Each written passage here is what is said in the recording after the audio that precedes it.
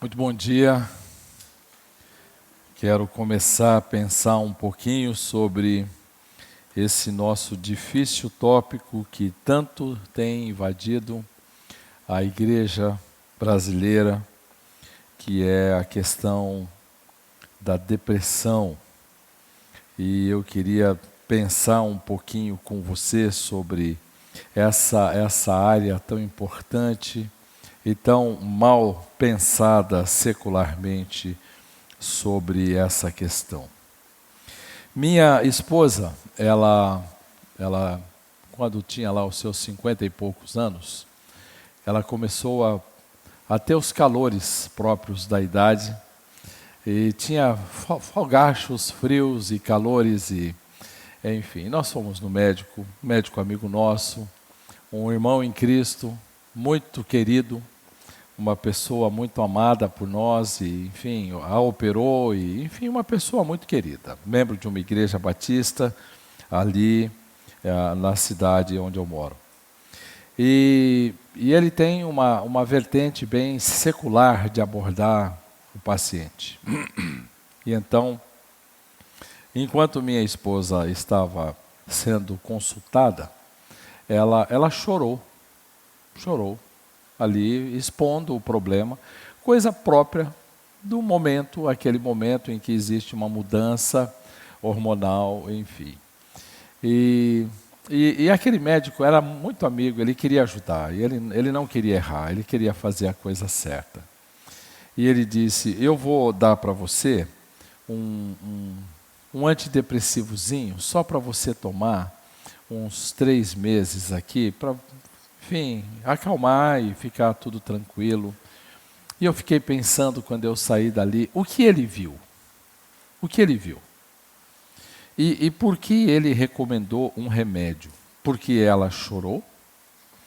E ela, por ter chorado na frente dele por alguma razão, ele entendeu que isso era depressivo?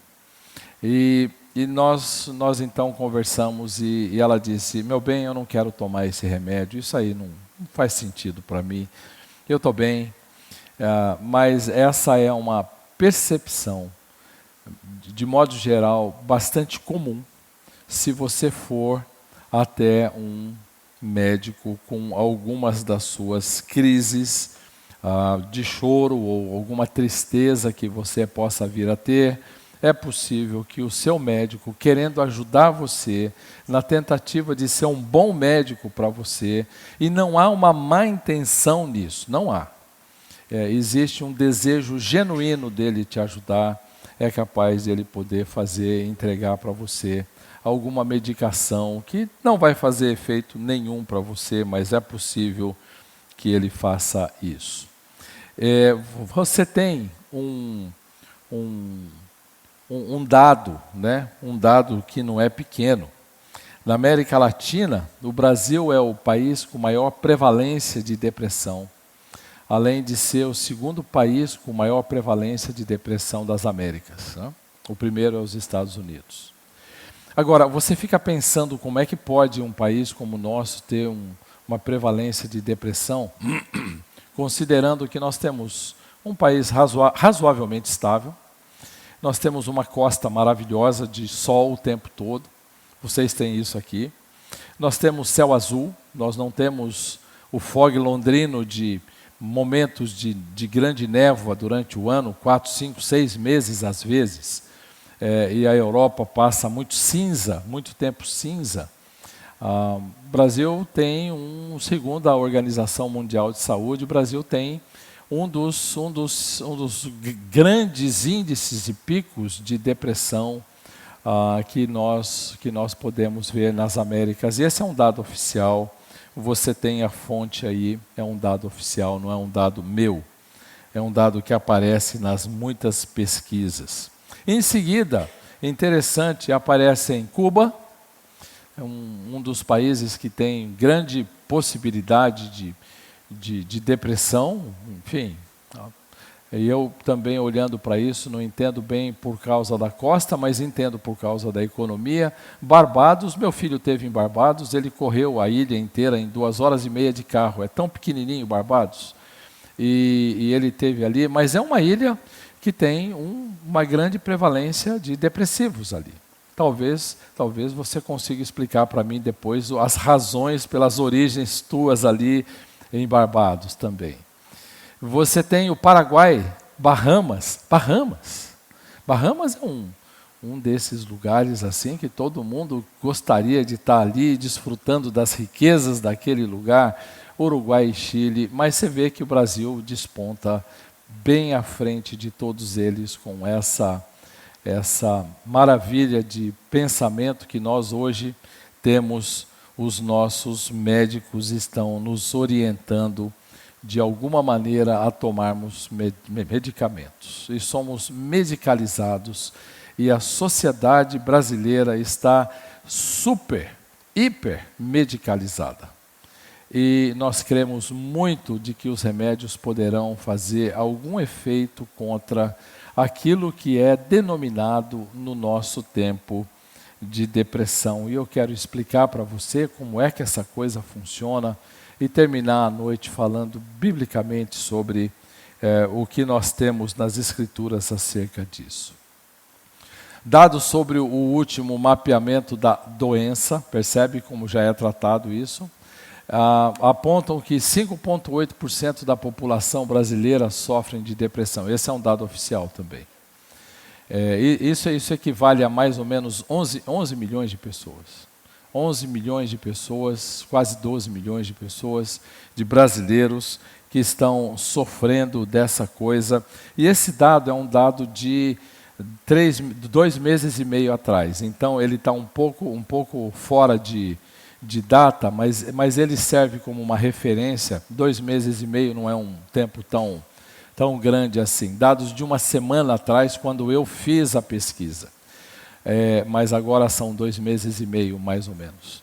Apontam que 470 mil, estão afastadas de trabalho com diagnóstico de depressão no Sul. Você já imaginou um negócio desse? 500 mil pessoas afastadas, recebendo algum tipo de ajuda, algum tipo de recurso, porque eles receberam um diagnóstico oficial, isso fora os não oficiais, esses são os números oficiais. E você tem esse médico, o Dr. Júlio Pereira, nesse site que está aí, ele tá dando esse resultado e ele está dizendo como é difícil. Nós temos quase 500 mil pessoas sendo fora do trabalho porque estão envolvidas em algum tipo de relato depressivo. Nós tivemos uma funcionária da igreja, algumas funcionárias, mas uma delas em particular ficou 3 anos fora, inativa, porque ela foi diagnosticada com um problema psiquiátrico e ficou fora. Enquanto isso, a igreja assumiu todas as despesas da vida dela, todo o tratamento dela, e ela recebia do Estado, e nós não abandonamos aquela mulher, nós cuidamos dela até o fim, enquanto ela precisou da nossa ajuda e assistência. Mas isso é um custo adicional para o país. Isso é um custo adicional para o país. Não é nada barato manter 500 mil pessoas recebendo recursos quando o diagnóstico talvez pudesse não ser dado ou não existir. Talvez pudesse haver uma outra maneira de pensar a esse respeito. Então você tem depressão como sendo um quadro bastante grave no Brasil e no mundo. E talvez algumas culturas, como a francesa, por exemplo, onde quase 90% da população toma medicamento. Você tem Portugal, quando eu estive lá agora em fevereiro, dando um curso, enquanto falávamos sobre esse assunto, a pessoa me relatou que Portugal é o país que mais consome Rivotril na Europa.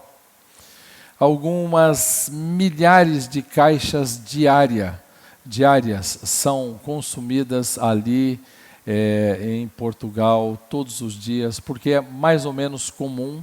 E em várias culturas, como na Holanda e outros países, Bélgica enfim, você tem também o uso de medicação como sendo algo bastante comum dentro da população.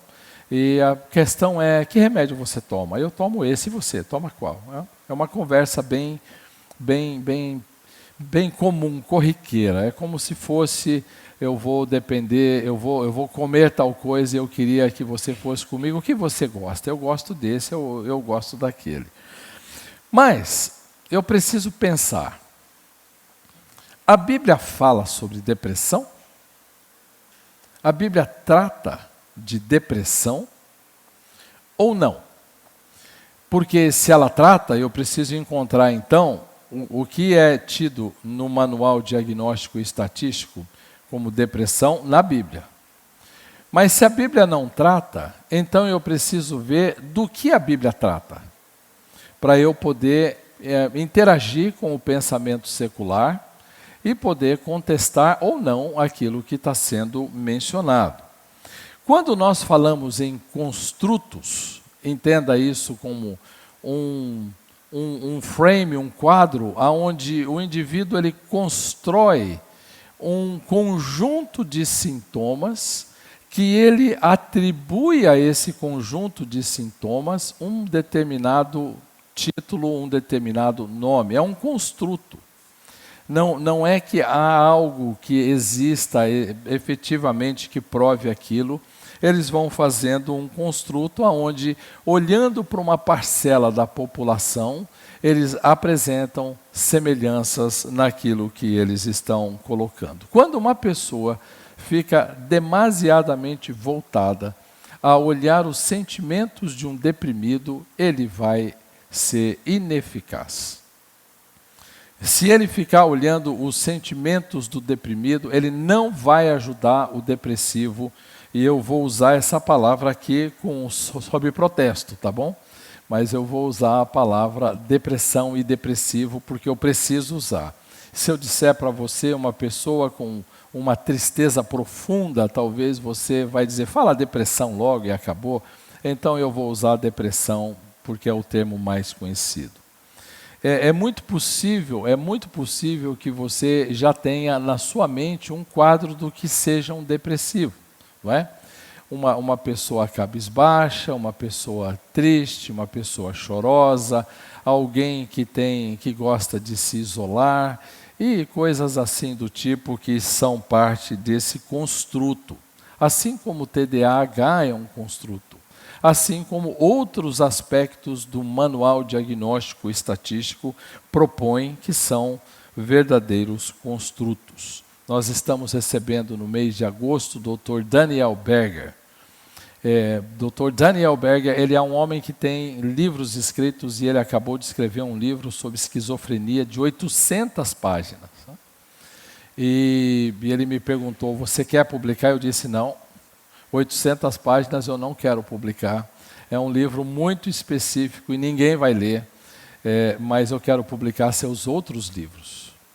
E ele é um pesquisador sobre construtos. Poderia ser um médico, mas ele tornou-se um indivíduo que foi ser um crítico e um pesquisador daquilo que são os diagnósticos. Ele está olhando para os diagnósticos e tentando descobrir o que tem de verdade nos diagnósticos. E ele então fez uma vasta pesquisa. A vasta pesquisa dele, enorme, e com grande informação científica, diz que a maioria das pessoas que construíram os construtos se arrependeram posteriormente de terem feito tal coisa.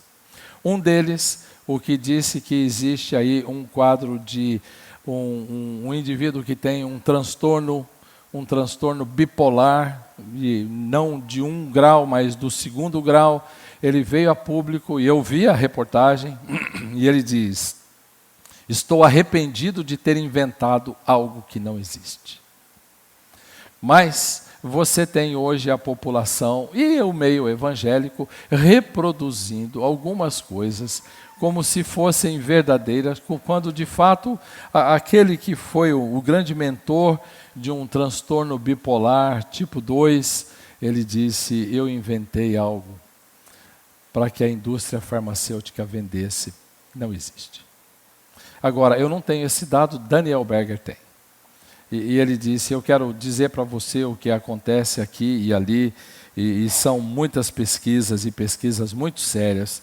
Manual de Diagnóstico Estatístico 5 foi produzido sob o protesto de alguns que fizeram o Manual Diagnóstico Estatístico 4. Esse daqui, alguns daqui disseram: eu não quero fazer parte desse grupo aqui. Eles acrescentaram uma série de coisas ali que são bastante interessantes e que são mutáveis. São diagnósticos que são algumas percepções sociais que poderiam, e por isso que eu no primeiro dia falei de coração aqui, porque você vai ver hoje isso muito fortemente, poderia ser tratado de outra maneira, mas eles estão tratando de forma bastante científica, profunda, não é? Como se eles tivessem descoberto algo que nós jamais descobriríamos e que Deus nunca nos daria. Mas esse construto não aparece na Bíblia. O que aparece na Bíblia? Na Bíblia aparece tristeza, muita. Na Bíblia aparece desejo de morte, várias vezes. Na Bíblia aparece choro, muitas vezes. Você tem os personagens bíblicos chorando muitas vezes. Você tem ira, você tem abatimento, você tem fuga, você tem um indivíduo sonolento na Bíblia, e muito sono. Você tem todos esses indivíduos na Bíblia citados. O que o movimento secular fez? Colocou debaixo de um construto todos esses sentimentos. Então, ele disse, o que nós estamos vendo é, quando uma pessoa chega com esse diagnóstico, ele chega com esse diagnóstico porque ele apresenta 2 semanas de determinado sentimento, acrescido deste, daquele, é obrigatório que tenha esse, acrescido de mais 2 semanas, enfim. Eles já estabeleceram um protocolo de diagnóstico que determina se aquela pessoa é ou não alguém deprimida. Muitas vezes, e em grande parte das vezes, a consulta é clínica, nenhum exame é feito. Não se leva para um laboratório para avaliar se aquela necessidade existe naquela pessoa ou não, mas apenas uma pesquisa, uma conversa, um estabelecimento de contato, enfim. E nós temos aí uma situação bem complicada, porque nós estamos dizendo, quer dizer que alguém, para ser depressivo, ele precisa ter esse conjunto de características, e a Bíblia não trata disso. Você lembra quando nós começamos o nosso tempo, no primeiro dia, que nós definimos coração, sede lá das nossas crenças, valores, pensamentos, mente, depois afeições, nossas emoções, nossos desejos, nossa vontade, nossas escolhas, e nós deixamos isso bem claro, isso vai ficar muito evidente aqui. E quando você olha para essa definição bíblica, e quando você olha para as definições básicas de meia dúzia de sintomas depressivos que eu vou trazer para você, uma pequena amostra apenas, e é ilustrativo apenas, você vai perceber como muitas vezes o movimento secular, ele vai num lugar que ele não consegue passar daquele lugarzinho que ele está. Ele tem um probleminha para resolver e ele precisa resolver. Como é que o meio secular trata do que a Bíblia tão bem trata? É fácil. É pegar um remédio e rebaixar um paciente e deixar esse indivíduo quase que um zumbi o dia inteiro. Ele não vai dar trabalho para a família, ele não vai dar trabalho para as pessoas, e ele fica tratado dessa maneira por aqueles que estão ao redor. De certa maneira, ele vai contribuir com a família, porque é um trabalho para a família, é um trabalho enorme para a família. E de alguma maneira ele vai contribuir com aquela família. Eu quero que você veja alguns tipos de transtornos. Olha só, isso foi extraído agora do DSM, Manual Diagnóstico Estatístico, texto revisado, volume 5. O último deles feito em 2022. Depois de 2022 não houve nenhum acréscimo, nenhuma mexida ainda nesse texto. Agora, avalie comigo enquanto eu coloco aqui. O que é que tem nos diagnósticos que você vai ver, ou pelo menos nas descrições que você vai ler, algo diferente do que a Bíblia ensina? Avalie comigo. Eu não quero fazer uma crítica barata, porque de certa maneira os remédios são muito importantes em muitos aspectos, em muitos casos, e são muito bem-vindos, inclusive. Mas eu não quero chamar um indivíduo que está pecando de doente, tanto quanto não quero chamar uma pessoa que tem uma doença séria de alguém que é um pecador, que está passando por alguma coisa ali. As duas coisas estão presentes e eu queria que você olhasse comigo. Eu selecionei apenas alguns quadros e eu queria que você visse comigo.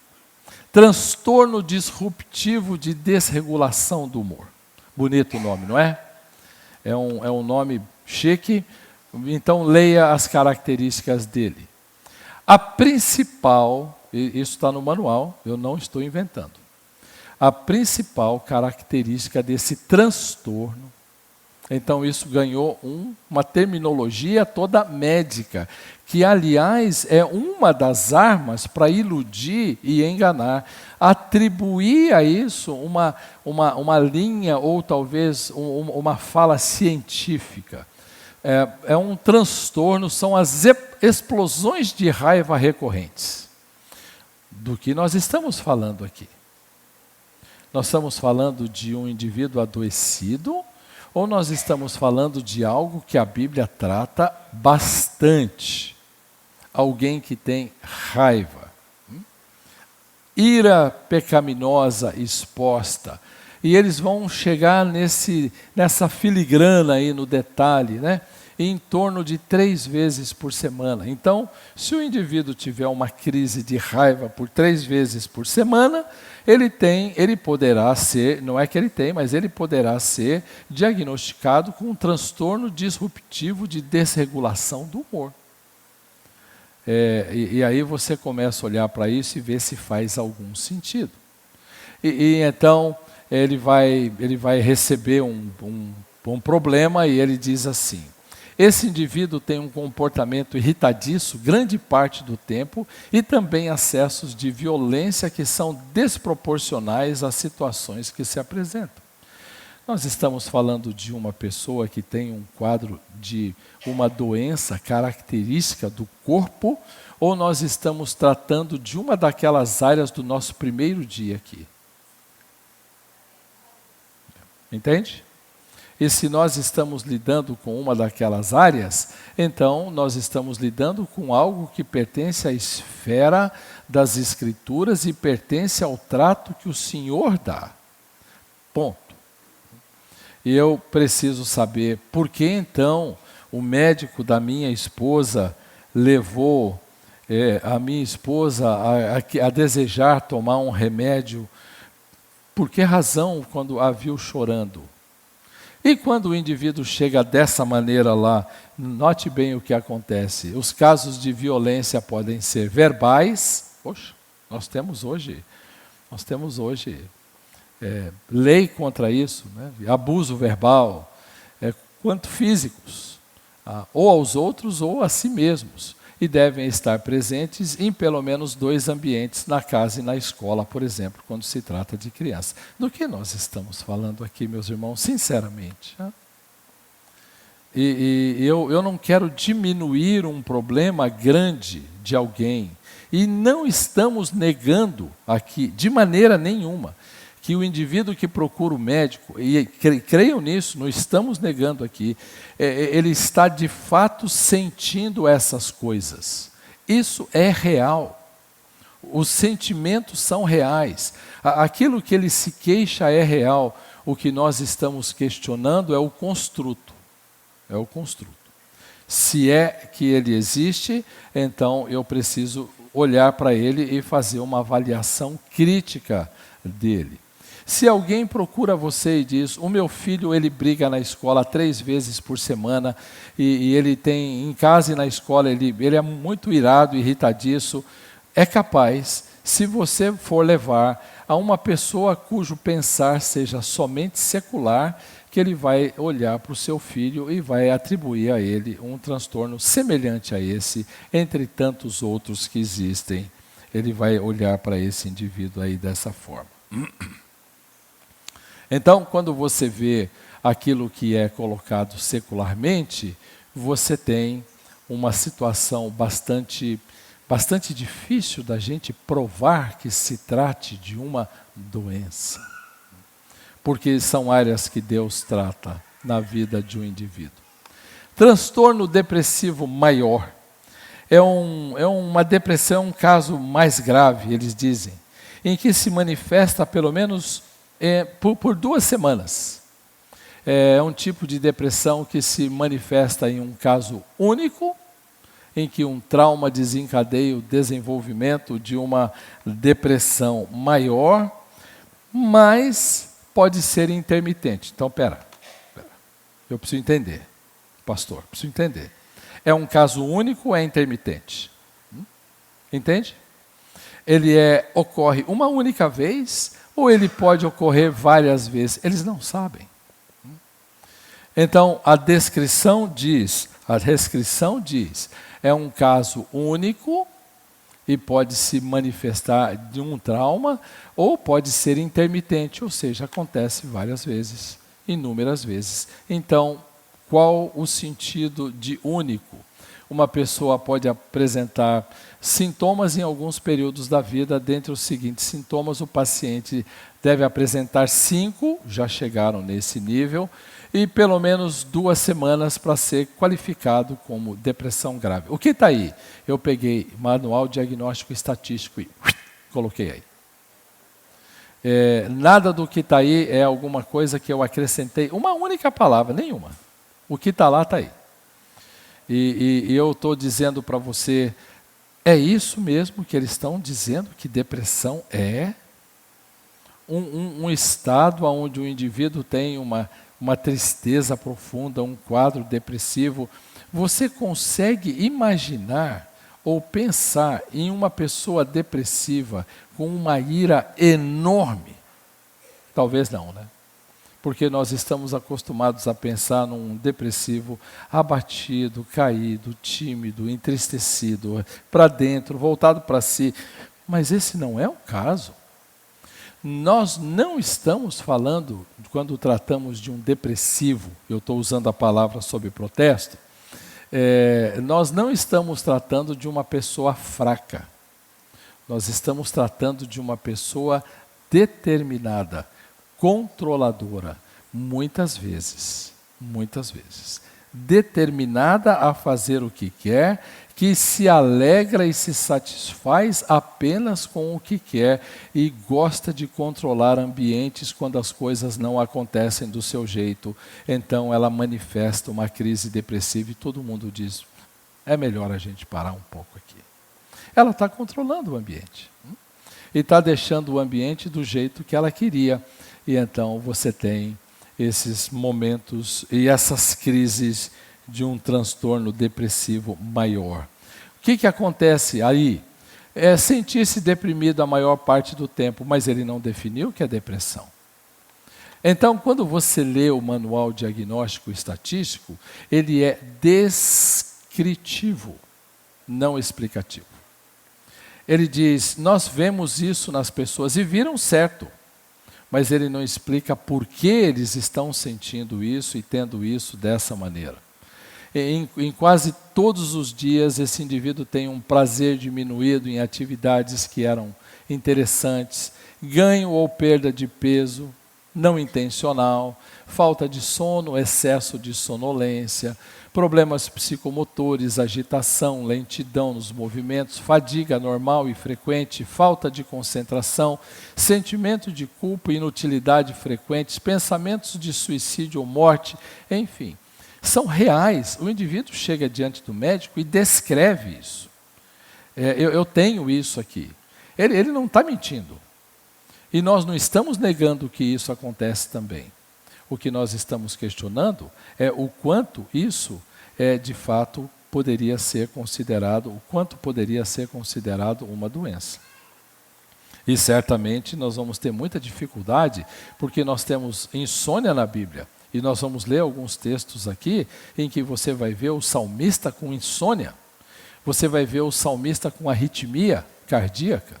Você vai ver o salmista com uma tristeza profunda. Você vai ver o salmista cansado. Você vai ver o profeta cansado. Você vai ver o profeta querendo morrer. Você vai ver o patriarca pedindo para morrer. São legítimos, a coisa está certa. Ninguém nega isso. Ocorre que as Escrituras tratam disso. Não dentro desse rótulo. Quase sempre, e eu vou repetir isso algumas vezes aqui, quase sempre quando alguém recebe um rótulo, sacrifica a responsabilidade pessoal. Quase sempre. A maioria das vezes que alguém recebe um rótulo, ele tem a sua responsabilidade pessoal sacrificada, ele é depressivo. Ele tem TEA, ele tem TDAH, então nós temos que entender que ele tem uma capacidade diminuída e que, portanto, ele tem esse caminho aí para ele andar e ele tem a sua responsabilidade diminuída. Diante desses sinais apresentados, 2 devem estar presentes. Ou seja, humor deprimido, que ele não definiu o que é depressão, tá certo? Ele só está descrevendo. Ou perda de interesse ou prazer em muitas das coisas. Se tiver esses 2 e eles têm que estar presentes, eu posso qualificar o indivíduo. Agora, pensa você nos nossos queridos amigos médicos, psiquiatras, quando chegam durante o dia e ele está lá no INSS, e ele chega com aquela fila de pessoas que estão ali, ele tem que encaixar esse indivíduo numa caixinha. E ele tem inúmeras caixinhas, eu trouxe meia dúzia só para você. E ele fica pensando em o que eu insiro esse indivíduo. Então, há casos em que Daniel Berger, ele pesquisou. Ele pegou um indivíduo, levou num psiquiatra e ele rotulou com um transtorno. Levou no seguinte e ele rotulou com outro transtorno. Levou num terceiro, levou em 5 transtornos diferentes diagnosticados com os mesmos sintomas por médicos diferentes. É muito difícil. É muito difícil. E então, quando você olha para isso e você fica pensando, como é que eu posso confiar num diagnóstico que é dado? Sendo que lá na nossa experiência pessoal, e é pequena, a minha experiência pessoal é uma experiência pequena, eu tenho uma igreja, eu trabalho com um número menor. O indivíduo já foi ao médico e já recebeu 2 ou 3 diagnósticos diferentes, passando pelo mesmo médico. Não, você não tem isso, você tem aquilo. Não, você não tem aquilo. Eu vi errado, você tem aquilo outro, porque os diagnósticos se confundem entre eles no manual diagnóstico estatístico.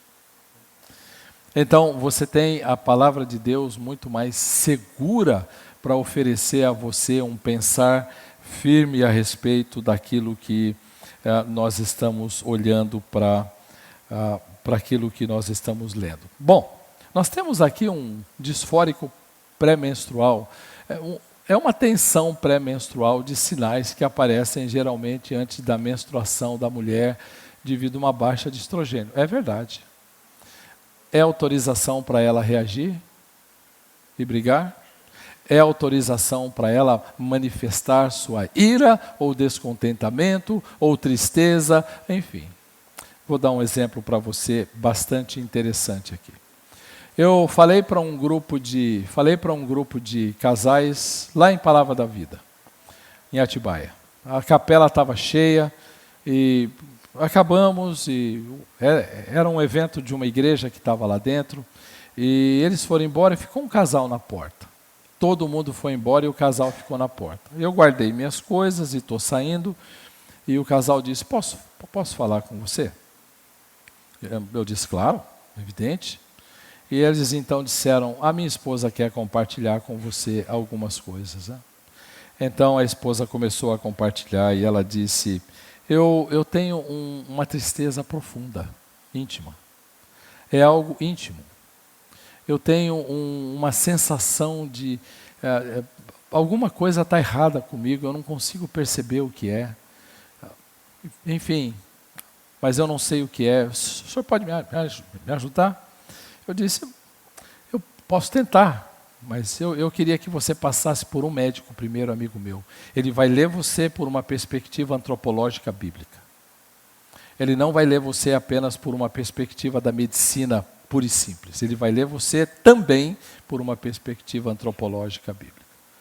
E eu mandei lá para aquela pessoa, e o marido do meu lado, ouvindo tudo que aquela esposa estava dizendo, ele disse, pastor, ela está dizendo que ela se sente triste, ela se sente, enfim, bastante chocada, às vezes com vontade de chorar, muito desanimada, mas eu não percebo nada, eu não percebo nada.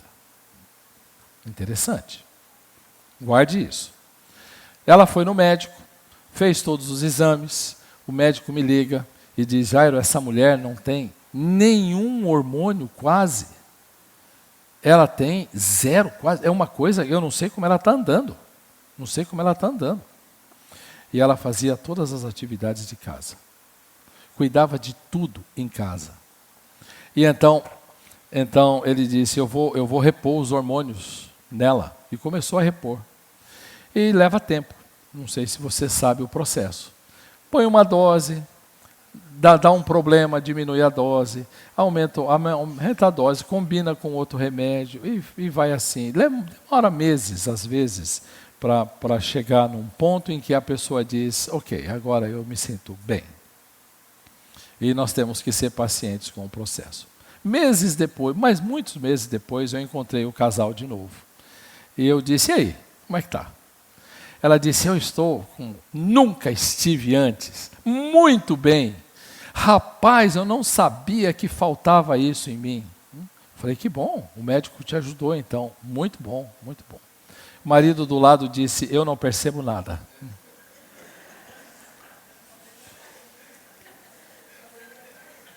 O problema é o marido? Na verdade, o que esse marido está dizendo ele está elogiando a esposa. Entende? Ele está dizendo, minha esposa é, com hormônio, a mesma coisa que ela era sem hormônio. Ele está elogiando a esposa. Eu não percebo nada. Ele disse isso antes. Eu não vejo nada do que ela está dizendo, porque ela age como se tivesse os hormônios. Agora que ela tem, ela continua fazendo a mesma coisa.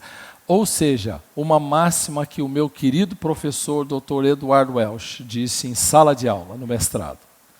Meu corpo não me faz pecar. Meu corpo me inclina a pecar.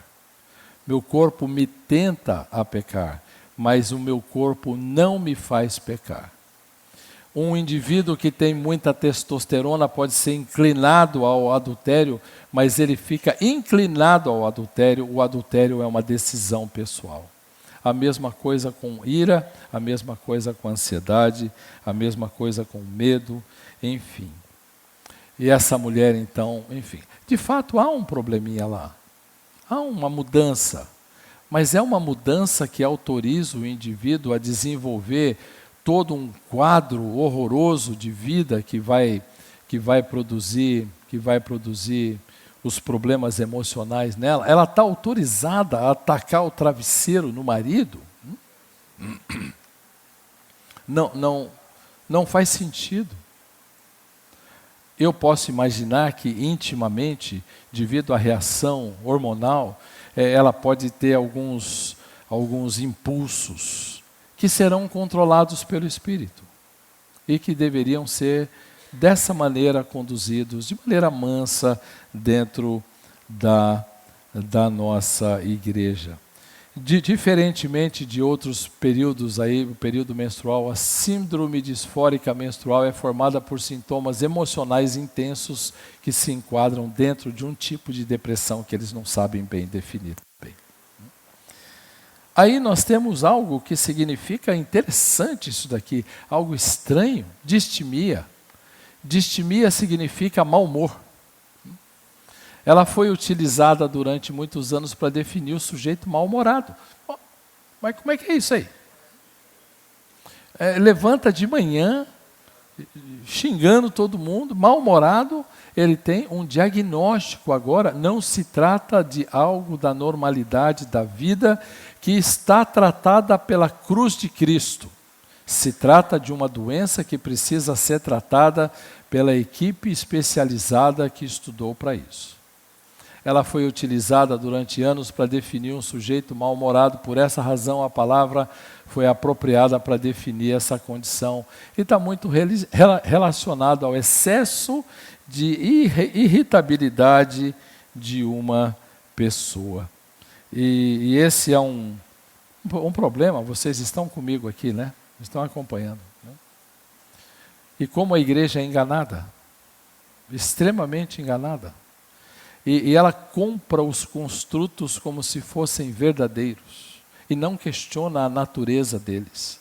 A origem simplesmente reproduz, papagueia e vai reproduzindo. Olha, eu tenho isso porque eu ouvi isso, enfim, mau humor.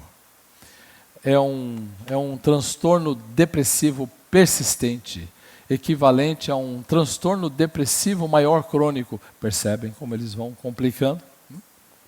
E vai ficando difícil. Eu tive um aluno que gostava de diagnóstico, lá em Palavra da Vida.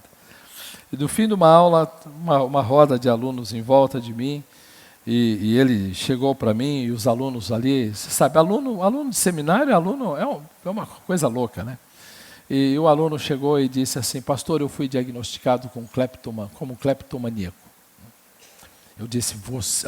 Eu não acredito. Eu disse: não posso acreditar. Você, irmão, você foi diagnosticado como cleptomaníaco? Você sabe o que é cleptomania, né? Todo mundo sabe. Eu já fui tirando a carteira, já fui guardando tudo.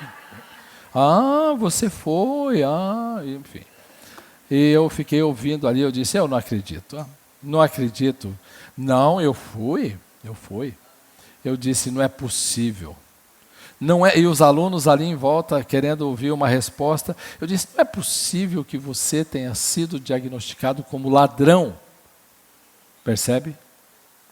Ladrão é diferente de cleptomania. Ladrão é bem depressivo. Ladrão é ofensivo. É bíblico. O indivíduo que tira de outro o que ele tem. Não é uma doença. E então a rodinha se desfez e eu disse: olha, você precisa aprender a lidar com o seu coração. Você precisa parar de roubar e começar a trabalhar. Se você está acostumado a roubar, fazer pequenos furtos, você precisa parar. E então nós temos aí um indivíduo que tem esse mau humor persistente que prevalece por pelo menos 2 anos. Gente do céu, quem vive com mal-humorado 2 anos? Ele está lá olhando para aquilo e ele diz: vai se tratar, meu filho. Então manda um adolescente ou um marido ou uma esposa para um médico para ver se algum remédio abaixa pelo menos esse indivíduo. São linguagens que a gente usa e nós estamos olhando para isso e dizendo: Senhor, nós estamos enganando o nosso povo, propondo tratamentos que poderiam ser muito bem feitos com as Escrituras, por meio da palavra, e isso deveria ser alguma coisa que nós, como crentes, não deveríamos dar tanto crédito para o que ouvimos, mas dar todo o crédito à Escritura, porque ela é suficiente e precisa. Ela é precisa. Ladrão é algo preciso. É um diagnóstico preciso. Cansado é preciso. Mas o construto não precisa estar lá. Ainda um pouquinho sobre esse triste diagnóstico. Essa característica torna o diagnóstico da doença, já virou uma doença. Ser mal-humorado é uma doença. E mais difícil porque a pessoa dificilmente acredita que tem um problema de saúde já é uma doença, é um problema de saúde, então ele não reconhece que ele é isso e ele não procura ajuda, o que torna tudo muito difícil. Eu estou olhando para isso e estou pensando, será que não tem uma outra maneira da gente pensar um quadro diferente? Tem alguma forma de eu pensar de uma maneira diferente sobre o que eu estou lendo? Percebe que não é complicado? Não é complicado, é bíblico. É que nós vamos ficando muito intimidados. Por isso que a história que eu contei para você importa. A igreja dos primeiros anos 1920, 1930 do século passado confrontou fortemente o pensamento secular, que cedeu em seguida, porque ele entendeu que talvez esses indivíduos que fizeram esses quadros e essas distinções, eles eram muito melhor preparados para lidar com o problema humano do que o seu pastor, o seu irmão, aquele que frequenta a sua casa. Coisas que poderiam ser tratadas simplesmente com a palavra de Deus. Transtorno depressivo induzido por substância ou medicamento. Esse tipo de transtorno está diretamente relacionado e isso pode acontecer de fato. O indivíduo pode ter uma reação de humor e de alguma maneira ele ter sintomas mais de tristeza ou choro, dependendo do tratamento que ele faz. Alguns tratamentos são muito agressivos e de fato isso pode induzir a um tipo de tristeza ou abatimento ou depressão e essa pessoa ficar totalmente envolvida nesse sentimento que passa quando ele para de tomar a medicação. É possível, isso é razoável ele pensar, é possível.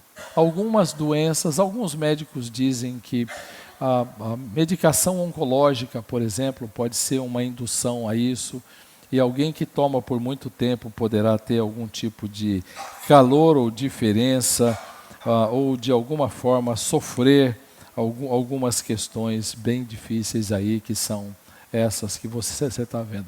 Por que eu estou trazendo isso para você? Para você olhar para isso e ver, podemos fazer isso dentro da igreja. Podemos lidar com isso entre os irmãos e as irmãs, talvez em ambientes diferentes, em níveis diferentes, mas sem dúvida alguma nós podemos lidar com isso. Transtorno bipolar, não se tem acordo sobre isso aí. Alguns médicos acham que tem uma base médica e alguns acham que não. Até onde eu posso ver, até onde eu li, não vejo uma base clínica para isso. Eu vejo um destempero de alguns indivíduos, muitas vezes, falta de equilíbrio, não é? Eu até gosto de pensar que se Saul vivesse hoje, ele receberia um diagnóstico. Obstinado ele não receberia, mas um diagnóstico ele receberia.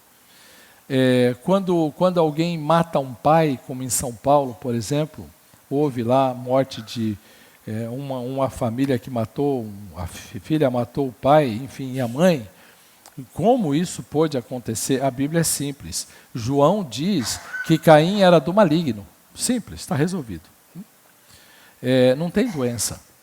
Não é um problema sociológico, é um problema do coração, um problema de uma afetação espiritual. Ele é do maligno, ponto. Caim era do maligno. Resolvida a questão, está definido o quadro.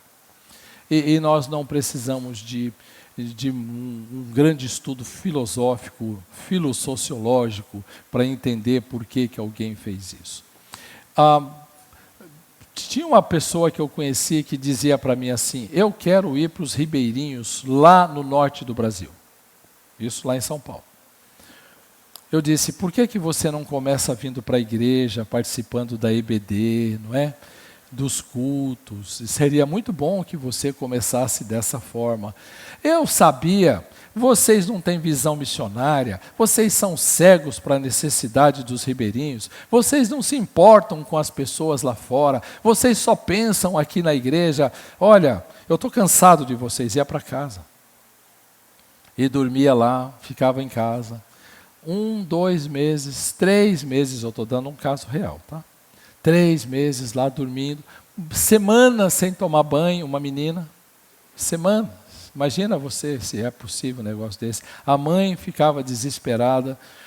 Daí a pouco ela acordava, tomava um banho, cortava o cabelo, arrumava, ia para a igreja. Agora eu quero ir para os ribeirinhos.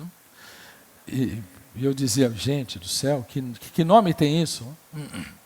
Bom, aí encontraram um nome para isso aí. Mas há uma falta de equilíbrio, de tempero, uma pessoa descontrolada.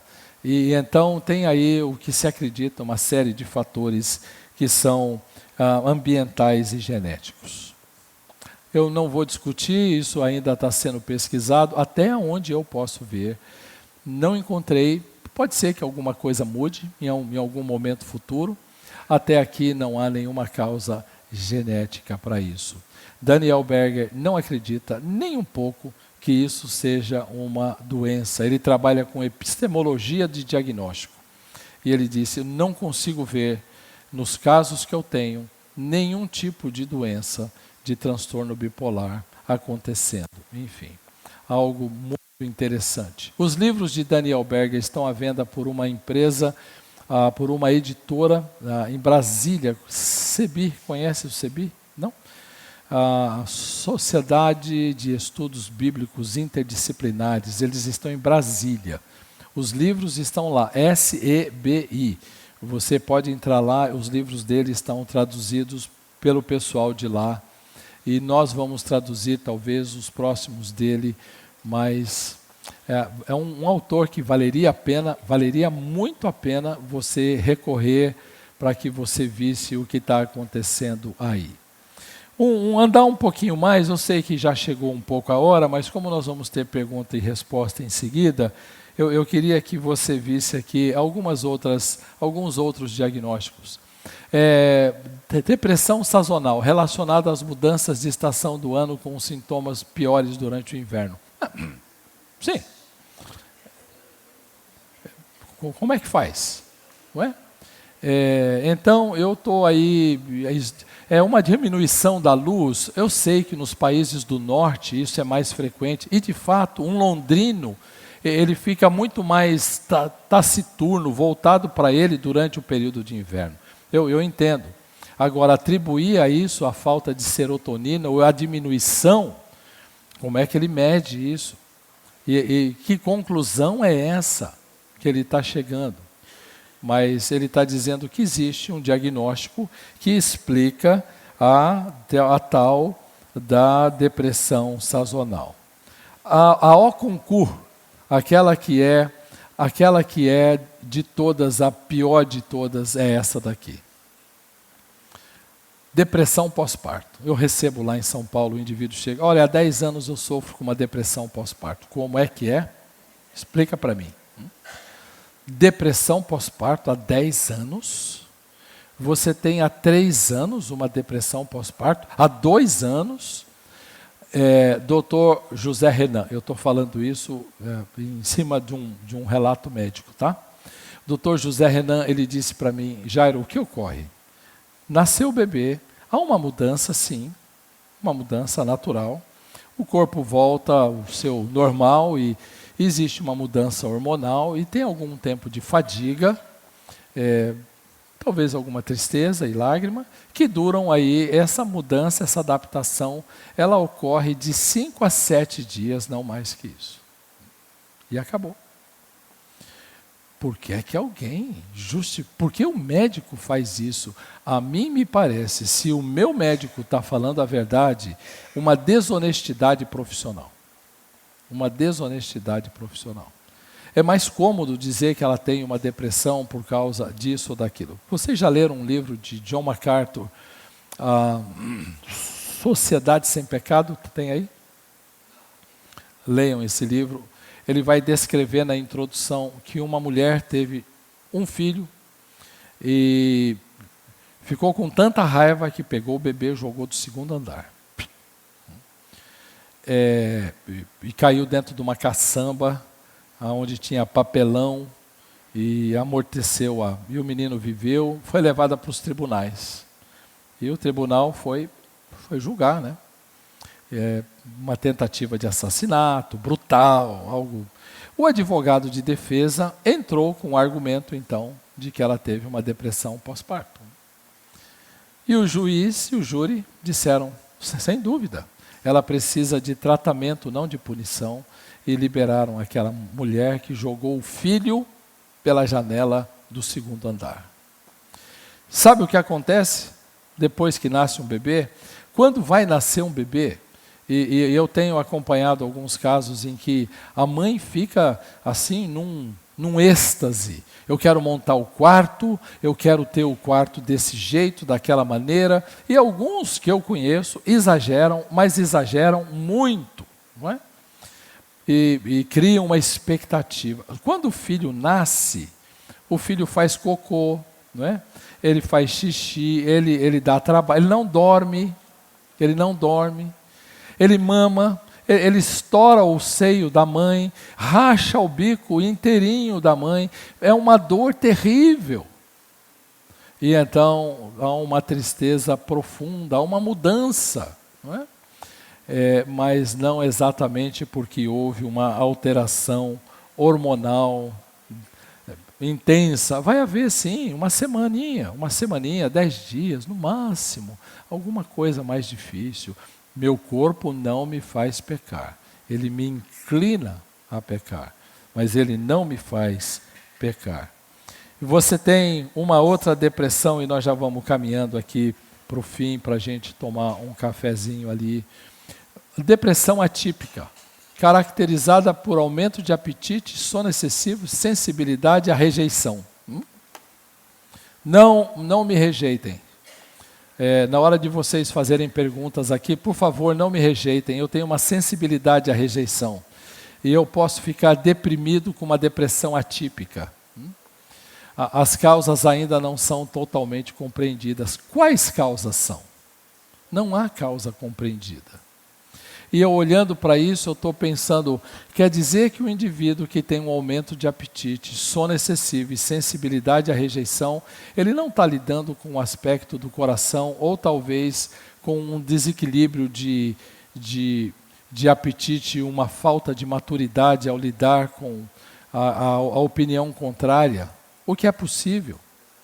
E as pessoas podem pensar diferentes de mim, e ainda assim nós vivemos muito, muito bem. E eu estou olhando para isso como dizendo, isso é depressão atípica? É isso que eles estão chamando? A Bíblia não trata disso daí? Como é que é feito o diagnóstico? O diagnóstico da depressão é realizado por um profissional de saúde mental. Eu invadi um pouco o nosso horário aqui, tá bom? Porque como nós vamos ter pergunta e resposta, a gente não precisa de 45 minutos para isso. Eu estou invadindo um pouquinho. Por um profissional da saúde mental, podendo ser um psicólogo ou um psiquiatra. O psiquiatra é médico, o psicólogo não. E não existe um único exame que confirme a depressão. É um transtorno mental complexo que se manifesta de forma diferente em cada indivíduo e não tem um exame que possa fazer isso. E eles estão dizendo exatamente isso. De que maneira é feito esse processo? A entrevista. O indivíduo ele chega lá e ele senta na frente de um profissional e ele descreve. Eu já fui tratado por psicólogos lá quando eu era adolescente. Você descreve o que você quer fazer. E você descreve o que você quiser. E acabou. Uma menina foi perante um psicólogo nos Estados Unidos. Ele era amigo, o pai dessa menina, amigo desse meu amigo. E essa menina foi perante o profissional e disse para aquele profissional que sentia uma série de coisas, enfim. A profissional disse: o seu pai nunca tocou em você de uma maneira diferente? E ela disse: não, porque os seus sintomas e a descrição que você me passa é de alguém que foi de alguma maneira bulinado, abusado ou tocado de modo impróprio. Primeira sessão, segunda sessão, terceira, 20ª, e o pai dizendo: não, filha, vai lá para fazer o seu tratamento, você precisa. Não precisava. E num dado momento de tanta insistência do terapeuta, aquela menina disse: de fato eu me lembro que um dia meu pai me tocou de uma determinada forma. Imediatamente ela foi aos tribunais e denunciou o pai. E o pai teve que comparecer perante o juiz. E o juiz disse, quem é que cuida da sua filha em casa? Enfim, criou uma situação que nos condados americanos, quem conhece, ele precisou mudar de casa porque ele não conseguia viver naquele condado mais. Ele precisou mudar de igreja porque a vizinhança não o via mais com bons olhos. E num dado momento, quando o juiz ia dar a sentença, a menina aí sim foi até o juiz e disse, excelência, o meu pai nunca me tocou. Meu pai nunca me tocou. A terapeuta me induziu a lembrar de algo que nunca aconteceu. O que aconteceu com a terapeuta? Nada. Ela disse, eu segui o protocolo. Eu segui o protocolo. E, portanto, de acordo com o protocolo, essa era uma possibilidade e eu simplesmente segui o protocolo. Acabou com a vida de uma família. Foi um corte, um drama no relacionamento pai e filho.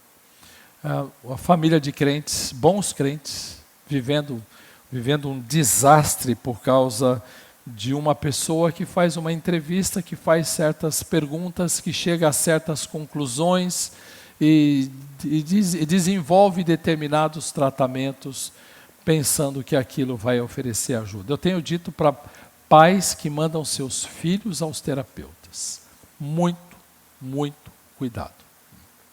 Meus amigos pessoais, que mandaram seus filhos ao terapeuta, depois de um tempo, alguns deles voltaram para os seus pais e disseram, pai, eu preciso parar a terapia, eu estou começando a ficar com raiva de você. Por quê? Porque na maioria das vezes o indivíduo não encontra um problema no coração do homem. Lembra que nós definimos coração? Por isso que o primeiro encontro era importante. Por isso que aquilo lá está definido ali. Ele diz, a causa sempre está em algum lugar, algum ambiente, alguma circunstância que levou você a. Você não é a causa do. Você não é a causa. E então eu tenho dito para alguns indivíduos, muito cuidado com essa caminhada, se você pretende caminhar dessa maneira. Muito cuidado com esse processo, essa entrevista, ela vai acontecendo assim. E aí então, esse profissional vai avaliar se a pessoa apresenta critérios diagnósticos da depressão e que se eles podem caber dentro desse caminho que ele vai seguir com você. E ele vai considerar outras coisas, não há dúvida, ele vai considerar. Mas ele tem que ficar atento e ele tem que se ater ao manual que ele precisa seguir. E é isso que vai acontecer com todo mundo. Ele vai tentar enquadrar você em algumas condições, ele vai excluir algumas outras condições, ele vai dar questionários para você responder e provavelmente escalas de Beck. Agora nós temos a terapia cognitiva comportamental, que todo mundo diz que ela é bíblica. Né? A diferença é que a terapia, a TCC, ela não leva você a pensar biblicamente os pensamentos que a Bíblia induz. Ela leva você a mudar, a reprogramar o seu pensar, para você pensar de outra maneira. Muito cuidado quando oferecerem para você uma TCC, dizendo que ela é a mais próxima das Escrituras. Ela não é. Ela tem pontos de contato com o que a Escritura ensina, mas ela não é necessariamente bíblica, como alguns estão tentando fazer parecer. Mas isso é o que secularmente é feito e nós temos aqui um caminho para a gente andar que é bastante interessante e nós temos que ajudar a nossa igreja a voltar para as Escrituras. E aí, como disse alguém, é necessário uma reforma. E nós precisamos fazer uma reforma, trazer o povo de volta para a palavra de Deus. Eu dei uma invadida boa porque a gente não precisa necessariamente dos 45 minutos. A gente pode ficar aqui para conversar sobre as respostas que você quer ouvir, se é que eu posso dar, as perguntas que você quer fazer. E, por favor, as faça. Não existe pergunta imbecil. Pergunta imbecil é a que você não fez. faça. Qualquer pergunta é bem-vinda. Se eu não souber responder, se o pastor não souber responder, nós diremos isso claramente e eu direi isso para você. Eu vou passar a palavra, não sei para quem aqui, para o Cedric.